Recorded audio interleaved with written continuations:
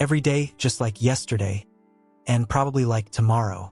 Waking up late, rushing, getting stuck in traffic, feeling lost. John is distracted, but he's not alone. Many of us are. Every day he tries, but gets nowhere. Frustration, exhaustion, disappointment. Why? Because he lacks focus. All these people have big dreams, but only in their minds, because a distracted mind can never turn dreams into reality. Focus is like a muscle. If you don't train it, it weakens. Distraction isn't an accident. It's a result of our habits. How much time do you actually spend on what matters? So, what's the first step? Before finding solutions, you must understand your own habits. For one full day, track everything you do. How many hours on social media? How much TV? How much real work? This is the moment of truth.